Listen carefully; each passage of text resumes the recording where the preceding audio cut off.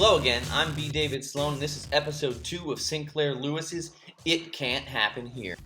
Episode 1 opens with the ladies' night dinner of the Fort Beulah Rotary Club, where we meet most of Fort Beulah's business elite, including quarry owner Frank Tasbro, grist mill operator Madary Cole, tailor and dry cleaner Louis Rottenstern, and of course the intellectual elite of Fort Beulah, Doremus Jessup and Professor Emil Staubmeyer.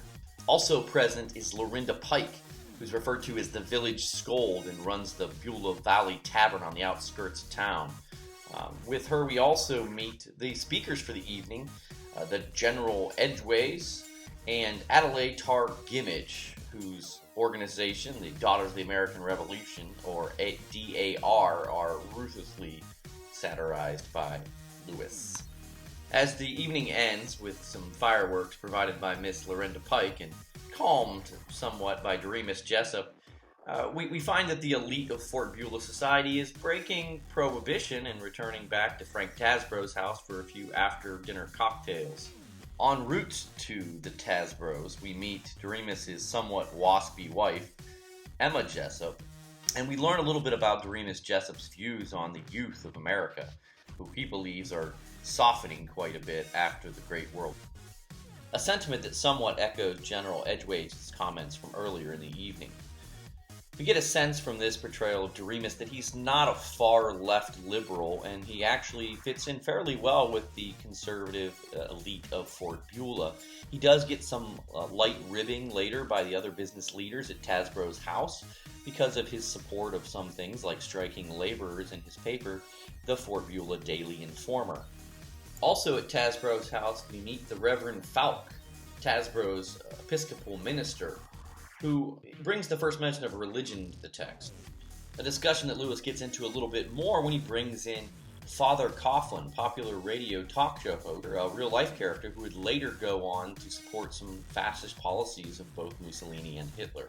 While the cocktails are going around and the conversation switches to politics, Lewis has the characters bring up Huey Long, longtime governor and senator from Louisiana, whose policies form essentially the platform of Berzelius Windrip, the senator from Illinois, who in the book is going to be our fascist dictator.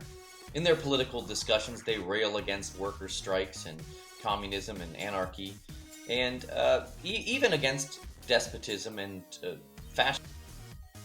Even though some members of the group decide that, hey, maybe a fascist strongman wouldn't be such a bad idea, it might actually help their business interests, for the most part they believe that none of that could really happen here in the good old US of A.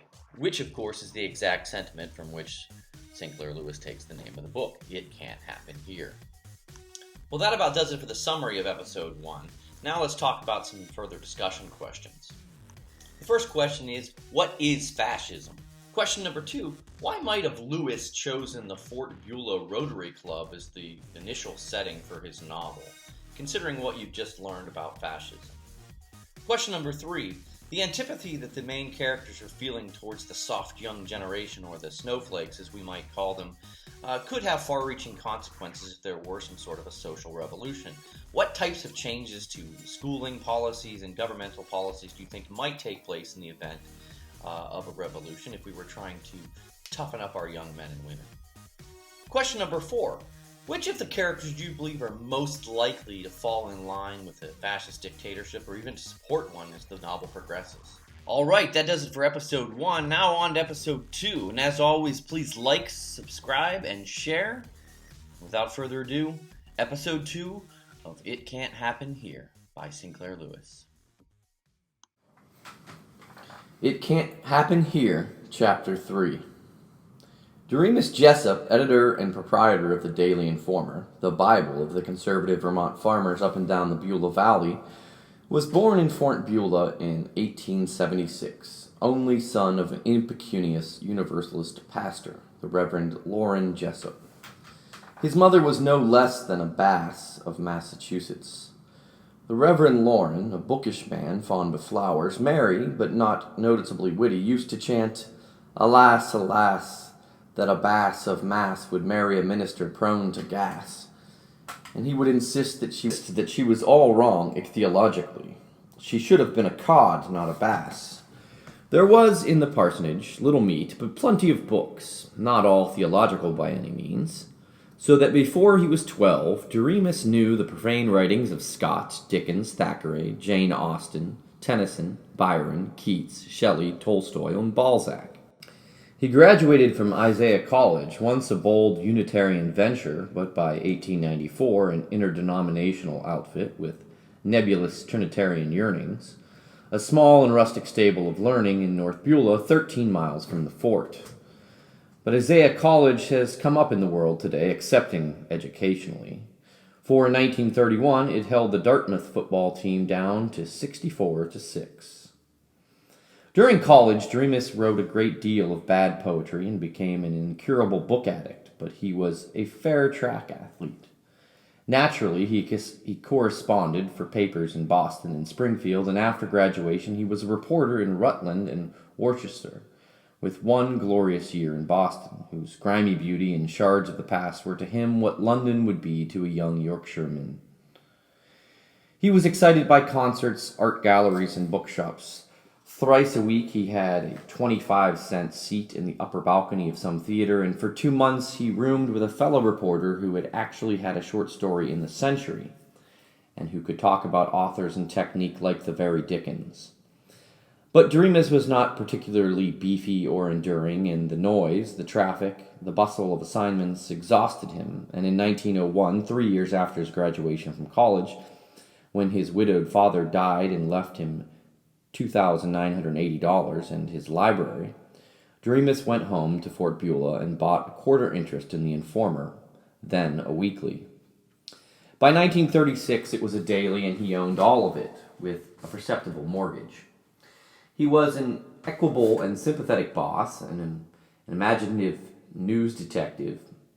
He was, even in his iron-bound Republican state, independent in politics, and in his editorials against graft and injustice, though they were not fanatically chronic, he could slash like a dog whip. He was a third cousin of Calvin Coolidge, who had considered him sound domestically but loose politically. Doremus considered himself just the opposite. He had married his wife Emma out of Fort Beulah. She was the daughter of a wagon manufacturer, a placid, prettyish, broad-shouldered girl with whom he had gone to high school. Now, in 1936, of their 3 children, Philip, Dartmouth and Harvard Law School, was married and ambitiously practicing law in Worcester. Mary was the wife of Fowler Greenhill, M.D. of Fort Beulah, a gay and hustling medico, a choleric and red-headed young man who was a wonder worker in typhoid, acute appendicitis, obstetrics, compound fractures, and diets for anemic children. Fowler and Mary had one son, Doremus's only grandchild, the bonny David, who at 8 was a timid, inventive, affectionate child with such morning hound dog eyes and such red gold hair that his picture might well have been hung at a National Academy show, or even been reproduced on the cover of a woman's magazine with 2.5 million circulation. The Greenhills neighbors inevitably said of the boy, "My, Davy's got such an imagination, hasn't he? I guess he'll be a writer, just like his grandpa." Third of Doremus's children was the gay, the pert, the dancing Cecilia, known as Sissy, aged 18, where her brother Philip was 32 and Mary, Mrs. Greenhill, turned 30. She rejoiced the heart of Doremus by consenting to stay home while she was finishing high school, though she talked vigorously of going off to study architecture and simply make millions, my dear, by planning and erecting miraculous small homes. Mrs. Jessup was lavishly and quite erroneously certain that her Philip was the spit and image of Prince of Wales, Philip's wife, Marilla, the fair daughter of Worcester, Massachusetts.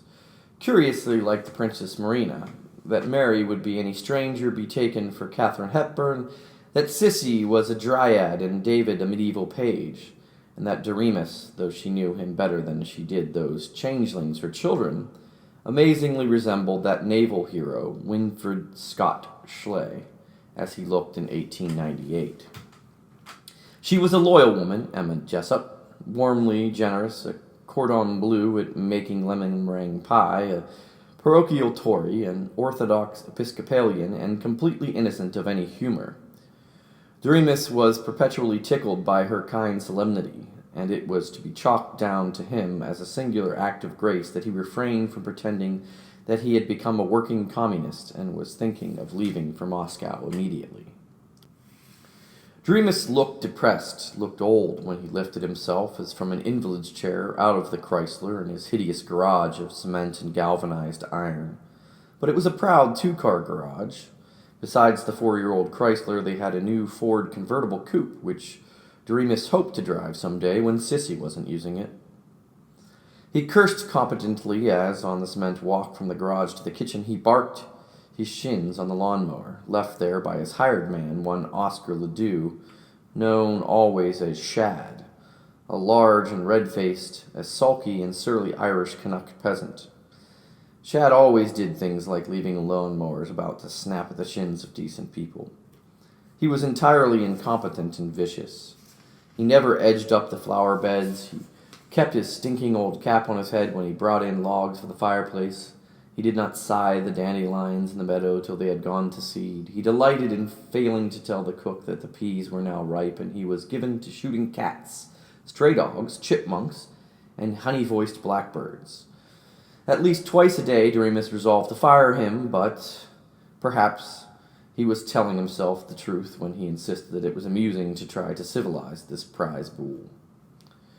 Doremus trotted into the kitchen, decided that he did not want some cold chicken and a glass of milk from the icebox, nor even a wedge of the celebrated coconut layer cake made by their cook general, Mrs. Candy, and mounted to his study on the 3rd floor, the attic floor. His house was ample, white, clapboarded structure of the vintage of 1880, a square bulk with a mansard roof, and in front a long porch with insignificant square white pillars. Doremus declared that the house was ugly, but ugly in a nice way. His study up there was his one perfect refuge from the annoyances and bustle. It was the only room in the house that Mrs. Candy, quiet, grimly competent, thoroughly literate, once a Vermont country schoolteacher, was never allowed to clean.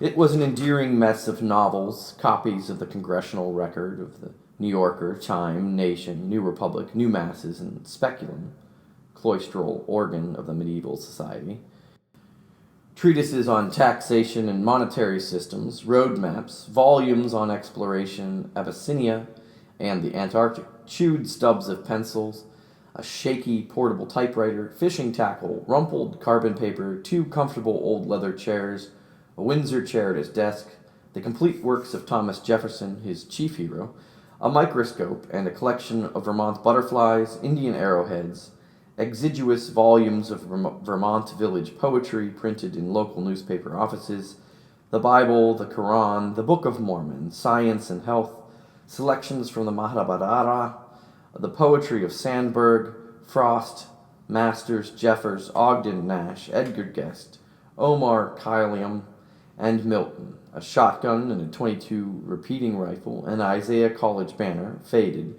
the complete Oxford Dictionary, 5 fountain pens, of which 2 would work, a vase from Crete dating back from 327 BC, very ugly, the World Almanac for a year before last, with the cover suggesting that it had been chewed by a dog, odd pairs of horn-rimmed spectacles and of rimless eyeglasses, none of which now suited his eyes, a fine, reputedly Tudor oak cabinet from Devonshire, portraits of Ethan Allen and Thaddeus Stevens, rubber wading boots, senile red Morocco slippers, a poster issued by the Vermont Mercury at Woodstock on September 2nd, 1840, announcing a glorious Whig victory, 24 boxes of safety matches, one by one stolen from the kitchen, assorted yellow scratch pads, 7 books on Russia and Bolshevism, extraordinarily pro or extraordinarily con, a signed photograph of Theodore Roosevelt, 6 cigarette cartons, all half empty,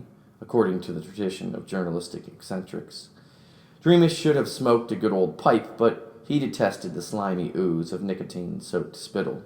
A rag carpet on the floor, a withered sprig of holly with a silver Christmas ribbon, a case of 7 unused genuine Sheffield razors, dictionaries in French, German, Italian, and Spanish, the first of which language he could read, a canary in the Bavarian gilded wicker cage, a worn linen-bound copy of old hearthside songs for home and picnic, whose selection he was wont to croon, holding the book on his knee, and an old cast-iron Franklin stove. Everything, indeed, that was proper for a hermit and improper for impious domestic hands. Before switching on the light, he squinted through a dormer window at the bulk of the mountains cutting the welter of stars. In the center were the last lights of Fort Beulah far below, and on the left, unseen, the soft meadows, the old farmhouses, the great dairy barns of the Ethan Moen. It was a kind country, cool and clear as a shaft of light, and he meditated. He loved it more every quiet year of his freedom from city towers and city clamor. One of the few times when Mrs. Candy, their housekeeper, was permitted to enter his hermit cell was to leave there on the long table his mail. He picked it up and started to read briskly, standing by the table. Time to go to bed. Too much chatter and belly aching this evening. Good Lord. Past midnight. He sighed then and sat in his Windsor chair, leaning his elbows on the table and studiously reading the first letter over again. It was from Victor Loveland, one of the younger, more internationally minded teachers in Doremus' old school, Isaiah College. Dear Dr. Jessup. Dr. Jessup, not me, my lad. The only honorary degree I'll ever get will be a master in veterinary surgery or laureate in embalming. A very dangerous situation has arisen here at Isaiah, and those of us who are trying to advocate something like integrity and modernity are seriously worried. Not probably that we need to be long, as we shall probably all get fired. Where 2 years ago most of our students just laughed at any idea of military drilling, they have gone warlike in a big way, with undergrads drilling with rifles, machine guns, and cute little blueprints of tanks and planes all over the place. 2 of them, voluntarily, are going down to Rutland every week to take training in flying, avowedly to get ready for wartime aviation. When I cautiously ask them what the Dickens war they are preparing for, they just scratch and indicate they don't care much so long as they get a chance to show what virile, proud gents they are. Well, we've got used to that, but just this afternoon, the newspapers haven't got this yet, the Board of Trustees, including Mr. Francis Tasbro, and our president, Dr. Owen Peasley, met and voted a resolution that, now listen to this, will you, Dr. Jessup?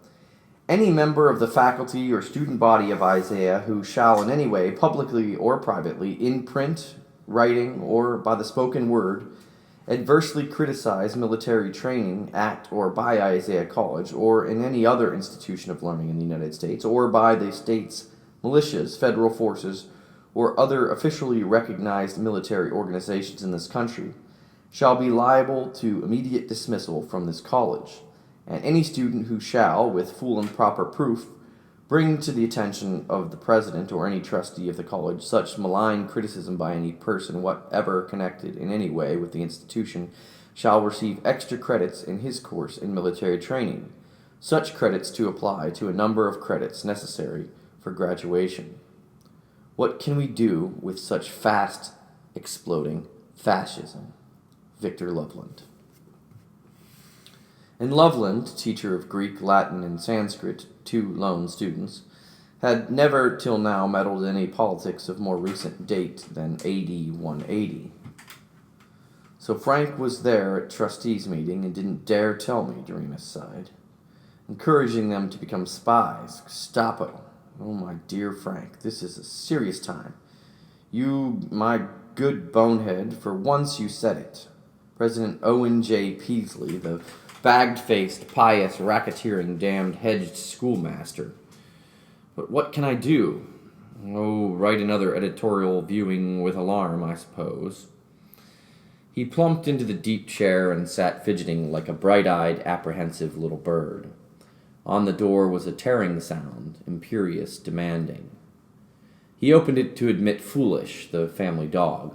Foolish was a reliable combination of English setter, Airedale, Cocker Spaniel, wistful doe, and rearing hyena.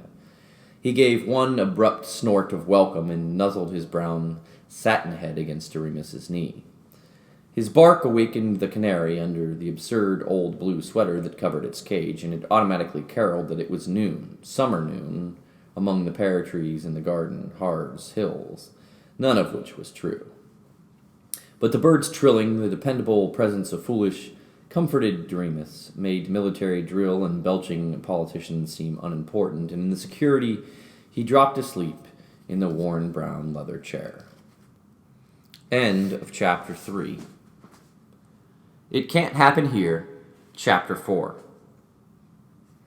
All this June week, Doremus was waiting for 2 p.m. on Saturday, the divinely appointed hour of the weekly prophetic broadcast by Bishop Paul Peter Prang. Now, 6 weeks before the 1936 National Conventions, it was probable that neither Franklin Roosevelt, Herbert Hoover, Senator Vandenberg, Ogden Mills, General Hugh Johnston, Colonel Frank Knox, nor Senator Borah would be nominated for president by either party, and that the Republican standard-bearer, meaning the one man who never has to lug a large, bothersome, and somewhat ridiculous standard, would be that loyal yet strangely honest old-line Senator Walt Trowbridge, a man with a touch of Lincoln in him, dashes of Will Rogers and George W. Norris, a suspected trace of Jim Farley, but all the rest plain, placidly defiant Walt Trowbridge. Few men doubted that the Democratic candidate would be that skyrocket Senator Berzelius Winthrop, that is to say, Winthrop as the mask and bellowing voice, with his satanic secretary Lee Saracen as the brain behind. Senator Winthrop's father was a small-town Western druggist, equally ambitious and unsuccessful, and had named him Berzelius after the Swedish chemist. Usually he was known as Buzz. He had worked his way through a Southern Baptist college of approximately the same academic standing as a Jersey City business college, and through a Chicago law school, and settled down to practice in his native state and to enliven local politics. He was a tireless traveler, a boisterous and humorous speaker, an inspired guesser at what political doctrines the people would like, a warm handshaker, and willing to lend money. He drank Coca-Cola with the Methodists, beer with the Lutherans, California white wine with the Jewish village merchants, and, when they were safe from observation, white mule corn whiskey with all of them. Within 20 years, he was as an absolute a ruler of his state as ever a sultan was of Turkey. He was never governor. He had shrewdly seen that his reputation for research among planters' punch recipes, varieties of poker, and the psychology of girl stenographers might cause his defeat by the church people. So he had contented himself with coaxing to the gubernatorial shearing a trained baa lamb of the country schoolmaster, whom he had gaily led in on a wide blue ribbon. The state was certain that he had given it good administration, and they knew that it was Buzz Winthrop who was responsible, and not the governor. Winthrop caused the building of impressive high roads and of consolidated country schools.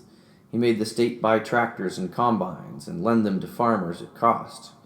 He was certain that someday Americans would have vast business dealings with the Russians, and though he detested all Slavs, he made the state university put in the first course in the Russian language that had been known in all that part of the West. His most original invention was quadrupling the state militia and rewarding the best soldiers in it with training in agriculture, aviation, and radio and automobile engineering. The militiamen considered him their general and their god, and when the state attorney general announced that he was going to have Winthrop indicted for having grafted $200,000 of tax money, the militia rose to Buzz Winthrop's orders as though they were his private army, and occupying the legislative chambers and all the state offices, and covering the streets leading to the Capitol with machine guns, they herded Buzz's enemies out of town.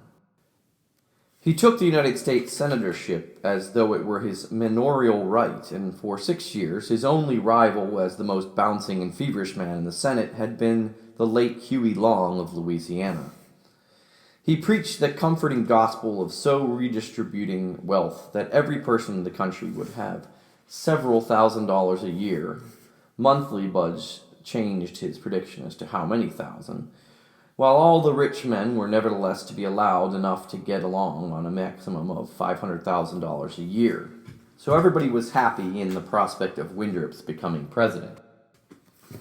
The Reverend Dr. Edgerton Schlemmel, Dean of St. Agnes Cathedral, San Antonio, Texas, stated once in a sermon, once in the slightly variant mimeographed press handout on the sermon, and 7 times in interviews, that Buzz's coming into power would be like the heaven-blessed fall of revivifying rain upon a parched and thirsty land.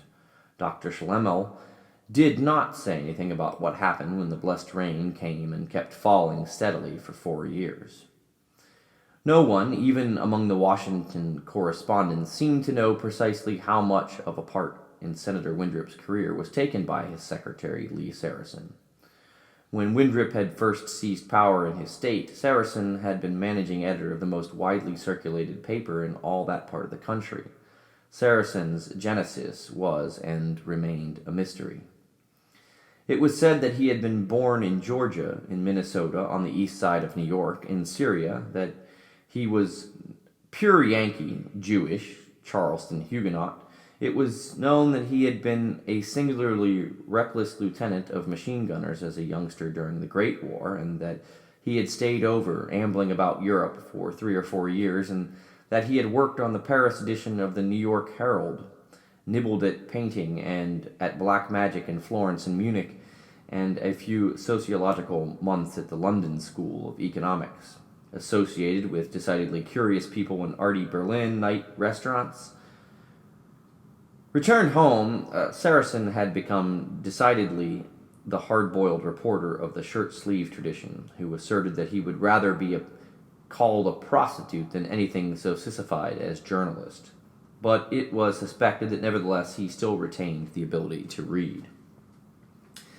He had been variously a socialist and an anarchist. Even in 1936, there were rich people who asserted that Saracen was too radical, but actually he had lost his trust, if any, in the masses during the hoggish nationalism after the war, and he believed now only in resolute control by a small oligarchy. In this he was a Hitler, a Mussolini.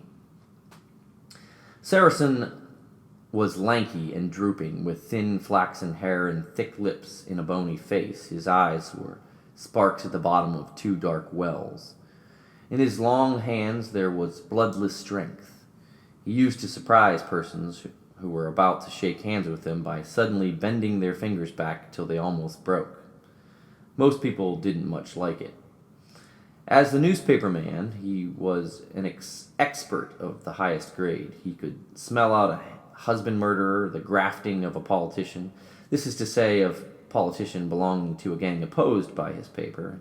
The torture of animals or children, and this last sort of story he liked to write himself rather than hand it to a reporter. And when he did write it, you saw the moldy cellar, heard the whip, felt the slimy blood. Compared with Lee Saracen, as a newspaperman, little Doremus Jessup of Fort Beulah was like a village parson compared with a $20,000 minister of 20-story New York institutional tabernacle with radio affiliations. Senator Winthrop had made Saracen officially his secretary, but he was known to be much more: bodyguard, ghostwriter, press agent, economic advisor, and in Washington, Lee Saracen became the man most consulted and least liked by newspaper correspondents in the whole Senate office building. Winthrop was a young 48 in 1936, Saracen an aged and sagging-cheeked 41. Though he probably based it on notes dictated by Winthrop himself, no fool in the matter of fictional imagination, Saracen had certainly done the actual writing of Winthrop's lone book, the Bible of his followers, part biography, part economic program, and part plain exhibitionist boasting, called 0 Hour, Over the Top. It was a salty book and contained more suggestions for remolding the world than the 3 volumes of Karl Marx and all the novels of H.G. Wells put together. Perhaps the most familiar, most quoted paragraph of 0 Hour Beloved by the provincial press because of its simple earthiness, as written by the initiate in Rosicrucian lore named Saracen, was, "When I was a little shaver back in the cornfields, we kids used to wear one-strap suspenders on our pants, and we called them the galluses on our breeches. But they held them up and saved our modesty just as much as if we had put on a high-toned, limey accent and talked about braces and trousers." That's how the whole world of what they call scientific economies is like. The Marxians think that by writing of galluses as braces, they've got something that knocks all the stuffings out of the old-fashioned ideas of Washington and Jefferson and Alexander Hamilton. Well, in all, I sure believe in using every new economic discovery, like they have been working out there in the so-called fascist countries like Italy and Germany and Hungary and Poland, yes, by thunder, and even in Japan. We'll probably have to lick those little yellow men someday to keep them from pinching our vested and rightful interests in China. But don't let that keep us from grabbing off any smart ideas those cute little beggars have worked out.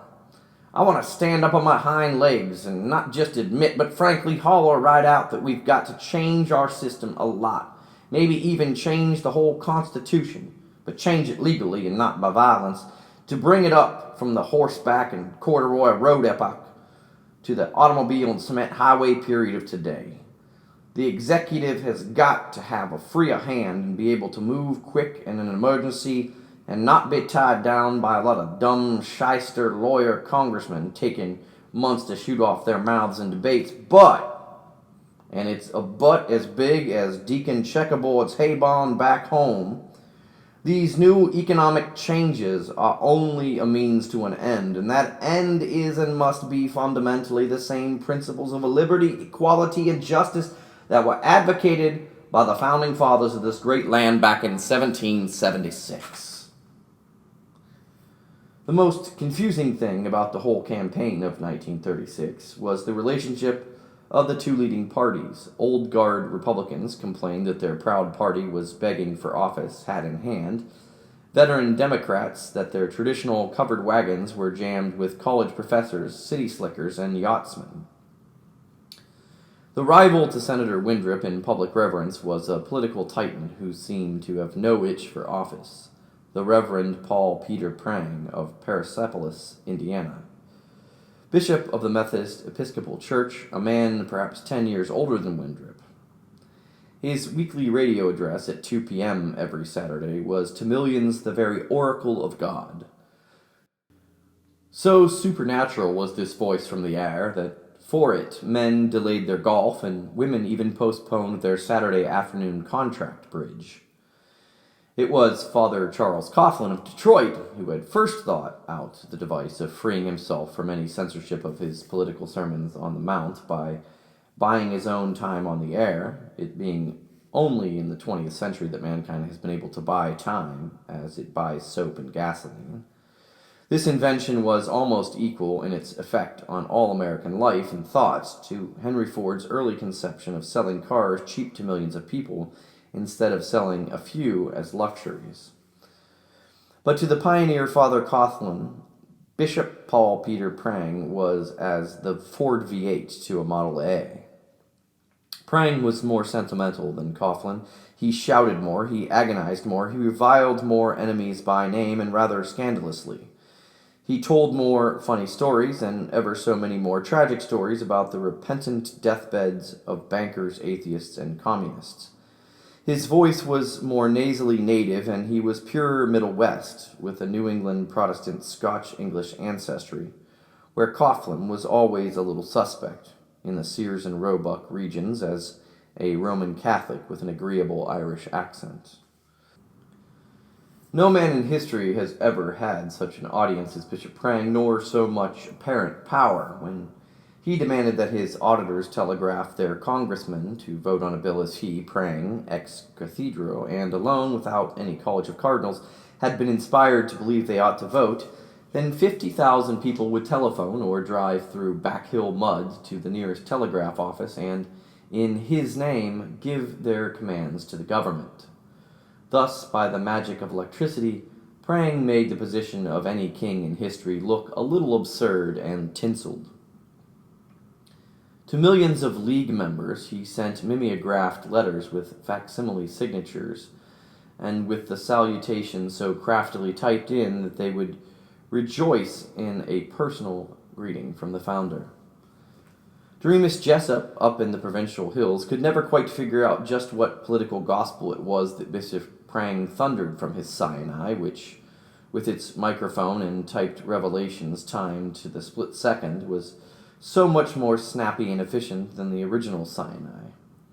In detail, he preached nationalization of the banks, mines, water power, and transportation, limitation of incomes, increased wages, strengthening of the labor unions, more fluid distribution of consumer goods. But everybody was nibbling at those noble doctrines now, from Virginia senators to Minnesota farm laborites, with no one being so credulous as to expect any of them to be carried out. There was a theory around some place that Prang was only the humble voice of his vast organization, the League of Forgotten Men.